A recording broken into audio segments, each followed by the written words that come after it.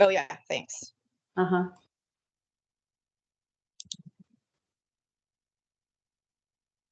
All right. Yep, you should be good now. Okay, recording. Excellent. Okay. So what we're going to do today is go over the Heather, can you go to the next slide, please? We're going to talk about the characteristics of effective networks and then begin to identify areas of improvement in one's network, and then list strategies for increasing your network effectiveness. So next slide, please. All right. So an effective network is, can you click one more time, Heather? Oh, my animations didn't work. Okay. So there are systems of mutually beneficial relationships that are broad, dynamic, connective, and trusting. So people can often forget that mutually beneficial part, but that's really important. And then we'll dive deep into what each of these broad, dynamic, connective, trusting aspects means.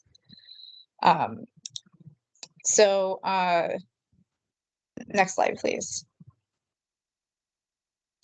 So what anyone have want to share what effective networks get us access to? Any ideas?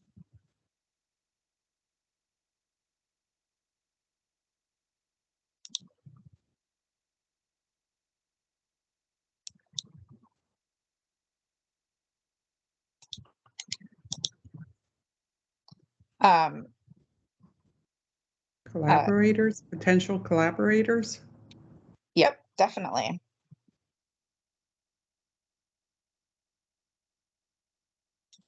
Jeffrey mentioned funding. Funding, yep, absolutely. Mentorship. Mentorship, yep.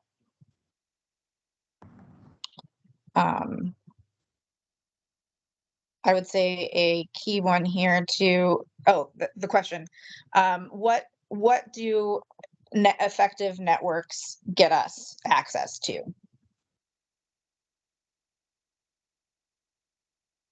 Like if you have an effective network,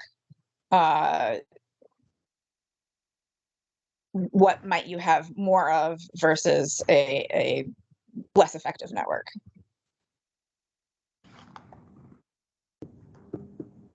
You can click again, Heather, please.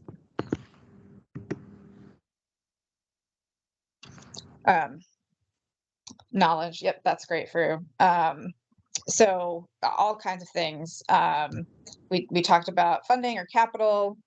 We talked about mentors, also mentees, human capital, like other co-founders or staff, career and emotional support. One that I particularly think about a lot is novel perspectives. What is sort of the broad conversations that are happening in your networks, and those can provide some really different ways of thinking about topics than you're used to. All right, next slide, please. So we're going to be using some relationship maps here. So basically, we think of relationships as in two ways, kind of strong ties and weak ties. So if we're looking at this little diagram here, each of the dots are supposed to represent a person, and then the line between them is the relationship. If you could click again, Heather, please. So a strong tie, or we might call them a primary contact, those are people that you have fairly frequent contact with. The one I just sent you, ignore it. Sorry? Sorry, I thought I was on mute. Oh, no worries. You may have connections in common, and you might share access to the same or similar knowledge and resources. These might be people or colleagues that you work with, that you see every day, people in your offices. They might be colleagues in the office of sponsored projects, faculty that you've worked with previously. So these are people that are kind of a big part of your day-to-day or week to week. And then if you could click again, Heather. So weak ties, or also refer to them as secondary contacts, those are more distant connections with whom you interact less regularly and who might have access to people, knowledge, ideas, and opportunities that are less common against your close contacts. And so these types of relationships, both kinds, are very important, especially those secondary contacts or weak ties, because that's where more of the access to new or different information can come in. So next we'll talk about breadth. All right, so we've got this diagram here on the left. That's a narrow network. So and again, this is simplifying it down to just for the concepts, but this icon, the money flower there in the middle, let's pretend that's our subject there. And so looking at their network, they know people from two places, the company that they worked with and their business school. And then mostly the people that they know have expertise in finance and not quite as much in engineering. So it's balanced to it's overbalanced to that one skill set. And now if we can look at a broad network, you'll notice that there's the same number of contacts here. But this network is connecting 1, 2, 3, 4 different places, sources that this person might know them. And then you also see there's more of a balance between engineering and those finance skill sets. And so because of that breadth or diversity, you're going to be more able to access that novelty that we're looking for. Next slide. So a lot of times when we think about network characteristics, might think about background, skill sets, expertise, sector, industry, business unit if you're within a company, or academic department, their seniority status. Are they a full professor, or are they a postdoc? That sort of thing. But we also want to consider other characteristics as well. So the more demographic characteristics: age, gender, race and ethnicity, disability, class background, LGBTQ status, religion, family or parental status, where they are in the country, geographic region. So thinking about the whole of your network and what sorts of characteristics are there is really important, because we humans have a tendency to socialize with people who are just like us. And what that does is prevents that access, or makes it more difficult, that access to those new ideas, new perspectives.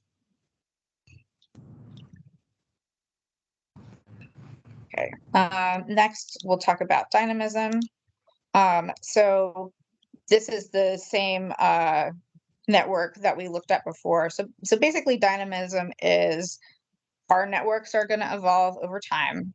Are you bringing in people to your network who can help with current and future interests, or is it staying the same? So if you click through to, so if you're not intentional about cultivating your network, it's going to look basically the same over time. But if you are strategic about who you're building relationships with, you can increase how much skill and perspective and connections that are aligned with your current goals.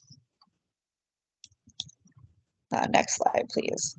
All right, so when people are asked about the strengths of their network, they tend to think about the quality of those relationships and really valuing their strong ties, the individuals that they trust the most. And these people are essential, definitely, for getting things done, but may only be able to support you in limited ways, depending on what your future plans are. And so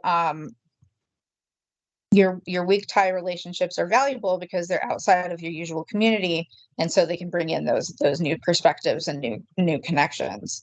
It might be more challenging to develop these relations, develop or establish these relationships, because there could potentially be less common ground, but that difference is also the thing that allows that novelty to come in to your network. So this is particularly important because the commercialization process requires a lot of trust in terms of how you're relating to each other, what kinds of information you need to disclose. And so thinking about how you establish trust is incredibly important. And then finally, connectivity. So that one's a little bit jargony, but basically it's the ability to introduce and link members of different networks. So our first diagram is of a dense network. So you can see basically that our center subject here knows everyone, and also everyone knows each other. So they're all basically, within the same network, having the same conversations, having the same kinds of influences, versus a connective network where our person in the middle is connecting many different sort of groups that do not all know each other. So being able to connect across networks can be very important in terms of bringing that novelty in.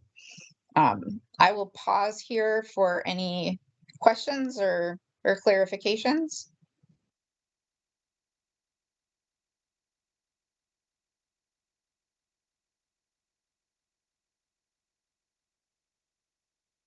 All right. Hearing none, we'll move ahead, but please ask questions if you have them. So we're going to go through the network assessment tool. I've just put the link to the PDF in the drive. So, and you should all have access to that. If you don't, please let us know, and we'll fix that. Okay, cool. So we're gonna have you. We're gonna walk you through some of this, and I think the intention is to be able for you to spend a little bit of time on this outside the workshop, but we'll get an understanding of what we're doing here, how to do it, and the implications. So I'll hand it over to Heather.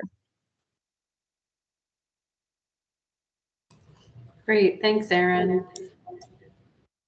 So the first thing on the network assessment tool is really identifying some key contacts. So we recommend starting off just to get a sense of the tool with 5 contacts who would be your primary contacts, and Erin described these as primary or weak, or primary or strong ties earlier, and then secondary contacts, which she described as also weak ties. So again, folks who you come into contact with really regularly versus those who maybe you don't connect with quite as often. And as you think about those 5 folks from each of those types of contacts, then you can start to look at how they connect to you. So this is a really great diagram to help you understand a little bit more about the difference between primary contact versus a secondary contact. So you can kind of see how the connections between these numbered contacts, which are the primary contacts, and have the bold line attaching them, are immediately and directly connected to you. And also the line is darker because you go to them on a regular basis, versus the secondary contacts, which are represented by the letters, have these dashed lines and may not even be a direct point of contact, but maybe someone that you know through someone else. So and I'll just add real quick, the smaller, narrower lines are showing the relationships among the people in the network. yes, So thank like you. C and 4 have a weak tie relationship as an example. Yes, thank you. So when you go through the tool, you'll think about the 5 primary contacts and the 5 secondary contacts. And your network might look a little more like this. It could look a whole variety of different ways. This is just to give you a couple of ideas of what your network might look like, to help you think through it. And then in the tool that Erin put in the chat, there's a space for you to kind of label each of the people for your primary contacts, and then go through this activity where you think about a variety of different components that relate back to trust, connectivity, dynamism, the different components of an effective network that Erin discussed earlier. So the first question that you ask is, how much do you trust them? And we put a 1 to 5 scale, where 5 is you trust them a whole lot. And then ask you to think about for a moment, why is it that you trust them? To reflect a little bit on what trust means to you, and why it is that you trust this contact. Then you'll put in a couple of notes about how you know the person. So maybe you know them from a networking event that you had on campus, or maybe you know them because they came through your tech transfer office, or maybe you know them because your kids go to school together. It could be a variety of different ways. Then the next question is about what their industry or functional expertise is. Putting a couple of notes about that. And then what types of resources could they offer? Now this is a little bit more important when you are thinking about your personal network, but we ask that for the purposes of this activity that you're looking at it from the perspective of the goals that you have as a tech transfer office, and what is it that you're trying to achieve. So what resources could they offer here might be something like, oh, they have an invention that we want to support them in getting a disclosure set up for. And then the next question is, whom do they know among your other contacts? So this gets at the connectivity piece. Whom do they know, and how are they connected to each other? And then what new networks might they be connected to that you don't already have access to? So for example, you might have a person who is a primary contact that sits on the faculty senate, for example, and you don't work regularly with the faculty senate, and being able to work with this person gives you a pathway into being able to connect with the faculty senate. What influence do they or might they have on your goals? And again, we recommend that you think about the goals that you have as a TTO. And then lastly is to what social or demographic groups do they belong? So what do you know about how they identify, and making a couple of notes there. And then basically you go through the same step for your secondary contacts. And the next step is looking through a couple of different key questions based off of what you filled out in the 2 tables. So let's say we're looking at your primary contacts and we're thinking about breadth. So then we want to look at questions around are your primary and or secondary contacts from the same place or source? So are they from the same department, for example? Do they overwhelmingly belong to the same social or demographic groups? Are they similar to you and or each other in terms of the knowledge, experiences, or resources that they offer? If you answer yes to any of these questions, your network may be more narrow than you want it to be in order to be effective. So you can take some steps to broaden and diversify your network. Having breadth in your network through a range of contacts with diverse experiences and backgrounds is a key component, and Aaron discussed that earlier. Your contacts should have some common ground while also providing new ideas, resources, and perspectives that someone too similar to you won't be able to offer. So we can show you a quick example of what this might look like. So if we have someone who in their primary contacts has Sandra and Andrew as their primary contact, if we're thinking about breadth, and you look at this, the responses that they put to this table, is there anything that stands out to you that they might want to make note of?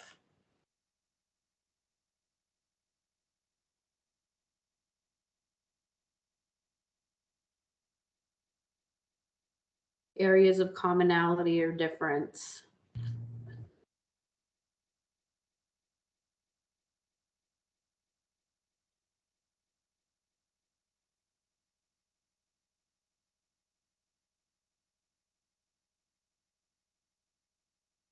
Tabitha. I see that Andrew influences on your current goals, not interested in the healthcare space. And I would say that even though the person has a lot of other, expertise and positives, I would say that might rule them out. I also noticed that their industry or functional expertise includes healthcare, so that kind of stands out. Okay, great. Thank you. I also noticed that they have the same connection to a primary contact, meaning this is sort of still a fairly tight sort of single node, network node, I guess, thinking about the sort of previous diagrams. So yeah, great. Thank you.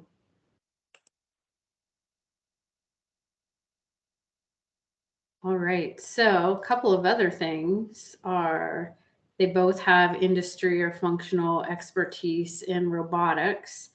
And, we're only looking at 2 people in this network, so this might not be an area of concern. But when we're working on this on our own networks, if we notice that a lot of people have the same functional area and we're wanting to have a variety of expertise in our networks, and that may be an area that we want to look at a little bit more. We also can note that they're both in Boston, so they may be connected to similar networks within Boston.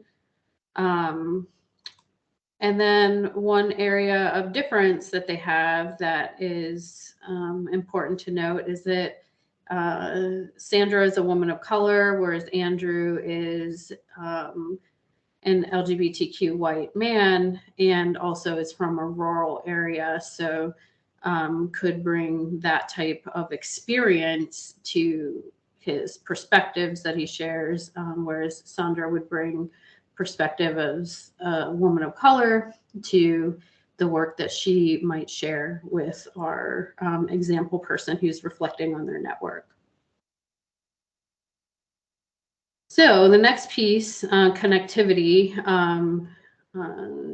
Anthony, you mentioned this a little bit.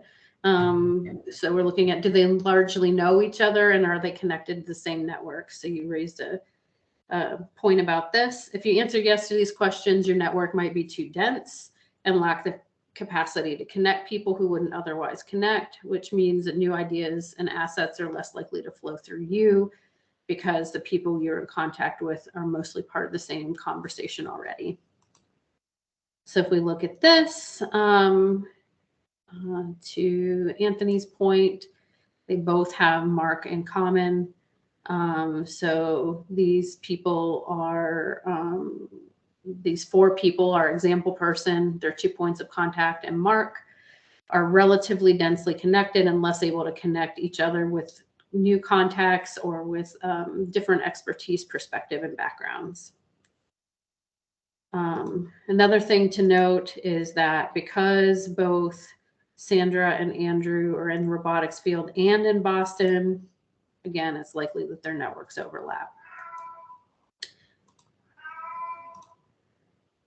Another area is dynamism. So here we ask questions like, do or could they contribute to or influence your current and future investing goals through knowledge, skills, networks, connections, and experiences offered? And do members of your network have anything to offer related to your newest interests? If you answered no to these questions, your network may be stagnant. Networks should be dynamic and evolving to represent your present and future goals. So if we look here, this is something that you brought up, Tabitha, right off the bat, is we notice that Andrew is not interested in the healthcare space, even though he has some expertise in that area. That's not something that he's maintaining an interest in. And that could be a sign that our example person needs to think about how their goals can be supported by their current network in different ways, and may need to develop some more contacts that do have an interest in the healthcare space. The next piece is related to trust. So I'm going to pass this to Erin and she can talk us through trust. Thanks, Heather. So again, thinking about your contacts broadly, reflection on these questions may reveal a pattern of only including people like yourself. So if that's the case, then it's time to reevaluate your heuristics around trust. If you are unsure if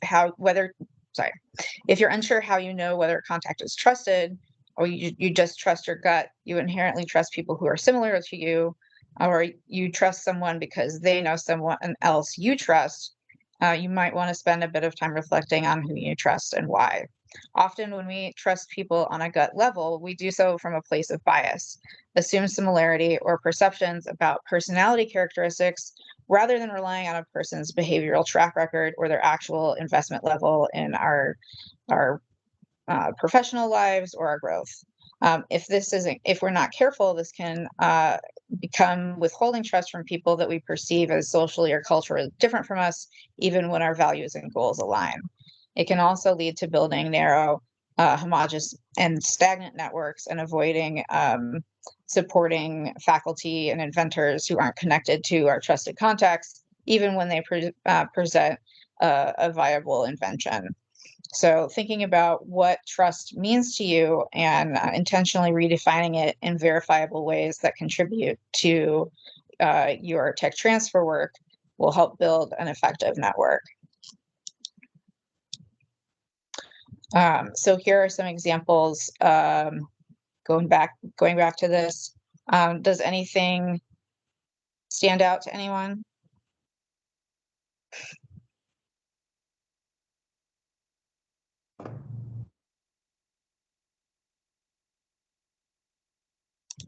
All right, so the person who filled this out, they're using different language to describe Sandra and Andrew. Sandra is trusted because of behavioral reasons. They've worked together for a long time, which builds trust because you see the daily behavior of that person over the long term, which gives a strong sense of reliability, knowledgeability, and other important characteristics. Andrew is trusted because our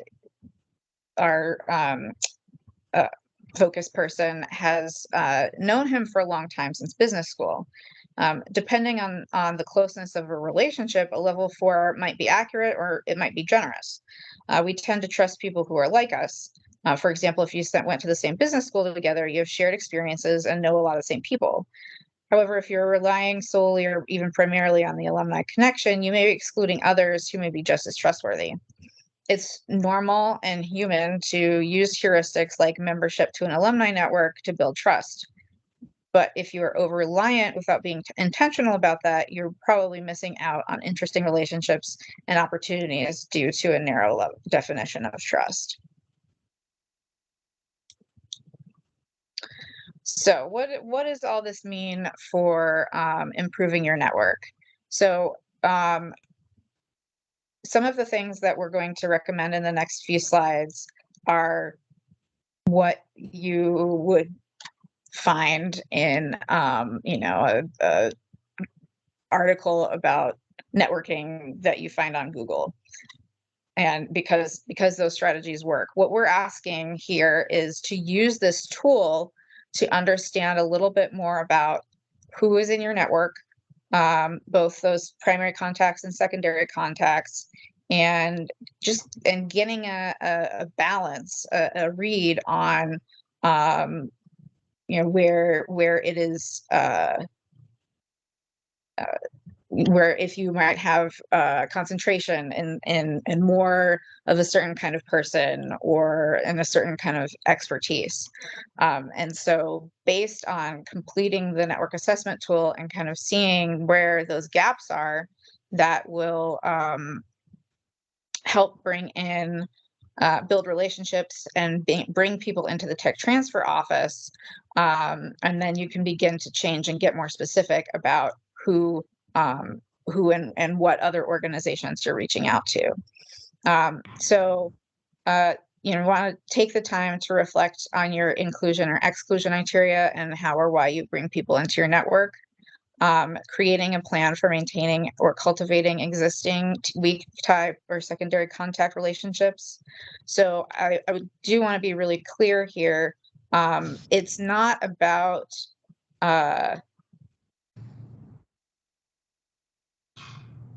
strengthening that relationship, necessarily talking with that person more often and kind of converting that into a strong tie. That's actually the opposite of what we want. We want them to be weak ties because they are that great source of bringing in new ideas, new perspectives, new connections. But can you set aside some calendar time every 3 months to check in with folks and drop a line, say hello, see if there's anything that you can be helpful with, anything that they could need help with, in order to keep that relationship going. Again, based on the results of your answers in the network assessment tool, setting goals to connect with new organizations or individuals on a quarterly basis or whatever works with your schedule, and then revisiting this tool every 6 months to a year to kind of take a new look, and then intentionally look for those gaps and how you might find relationships to fill those. All right, so across campus, connect with others in your university and innovation and entrepreneurship ecosystem. We've worked with a lot of different universities, and some of these I&E ecosystems are really tightly connected, and others are not. But being able to understand what else is out on campus and how you can all be working together, because this is an ecosystem, will really strengthen those activities on campus. Going back to thinking about your answers on the network assessment tool, are your contacts concentrated in a few departments, or are they distributed across departments or fields? If you reach out and develop relationships with people that you are working with less often. You can offer workshops on tech transfer and commercialization to departments and affinity or diversity clubs or groups, whatever exists on your campus. And getting, it's important too to get an understanding of, what are their needs, and because again, we want this to be mutually beneficial, right? So incorporating what they're telling you into what you might offer. And then attend a new networking event and connect with people that you haven't met before. But again, like who? You know, is there a Black student union, for example, who talk to the leadership of that organization? Or there might be a faculty group that's specifically for populations that you're trying to get in contact with. And another option would be to serve as a mentor through a channel that you haven't before, and to speak or moderate at events and meetings.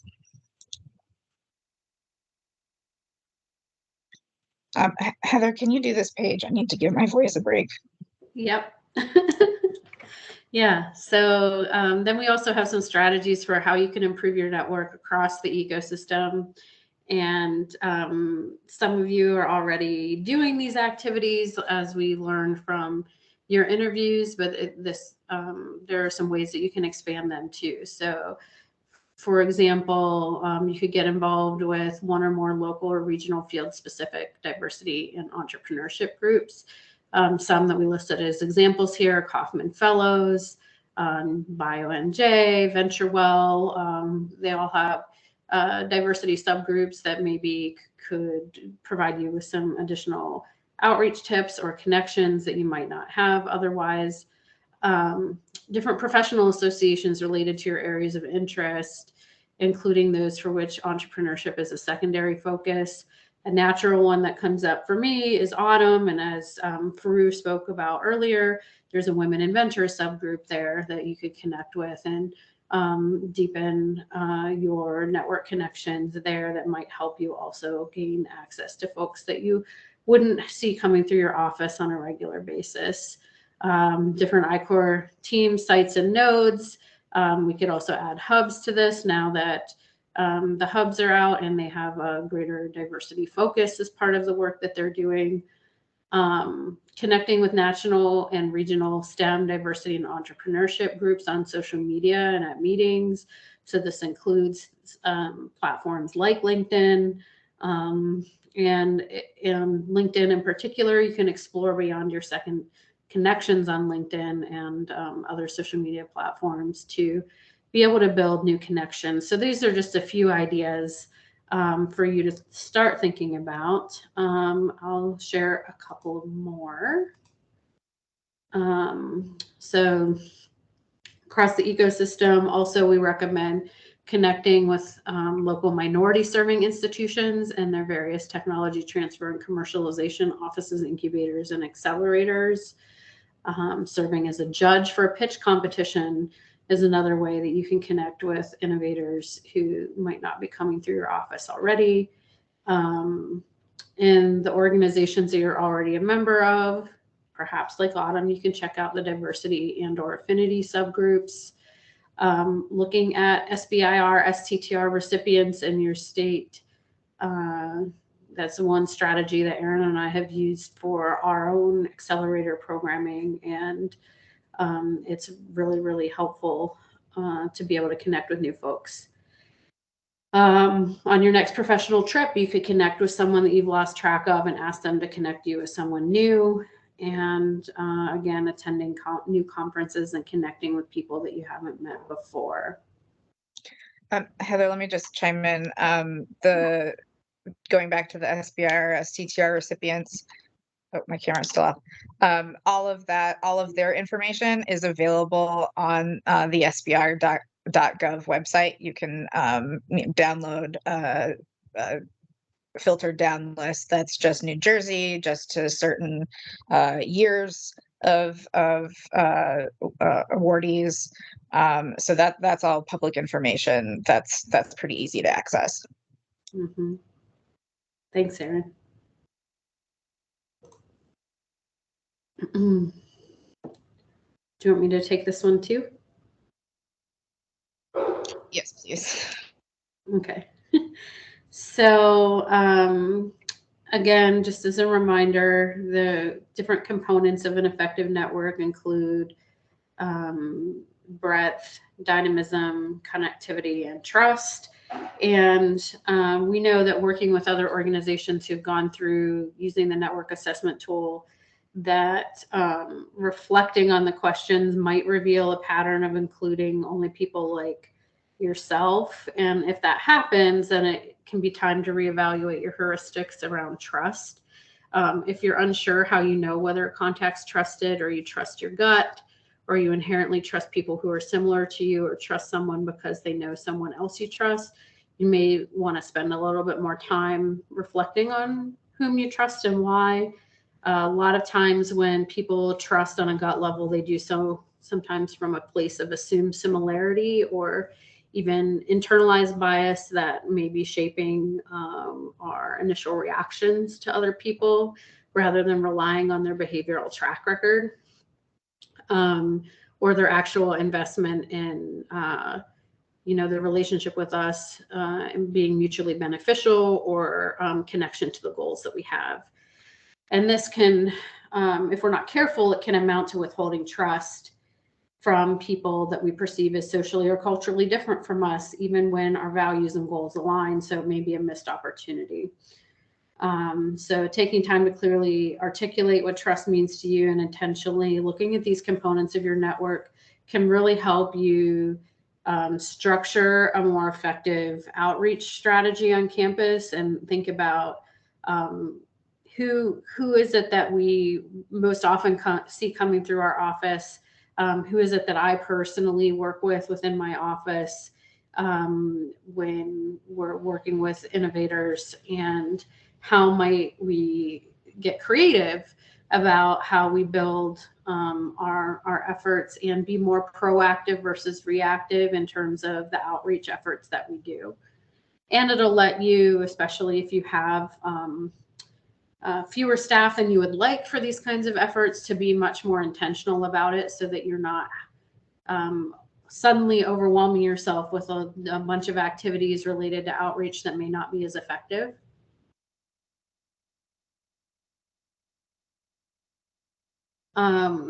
As another reminder, just to, as you're completing the network assessment tool, just to keep in mind a variety of dimensions of diversity. So again, background, skill sets, field expertise. It could be department or discipline, how you know them, what their career level is, and then all of these social demographics that Erin mentioned are also very important. So we'll pause here. I know that's a lot that we just threw your way about network assessment, and you haven't actually filled out the tool yet, but we hope that it will at least provide fuel for reflection, and be helpful in facilitating some conversations in your offices. And so for right now, we're just curious about how might your network, what you're thinking about how might your network impact your work with innovators, and some initial thoughts that you have about what you might want to do to be more intentional about developing that network to reach a broader range of innovators. And Harley, if you could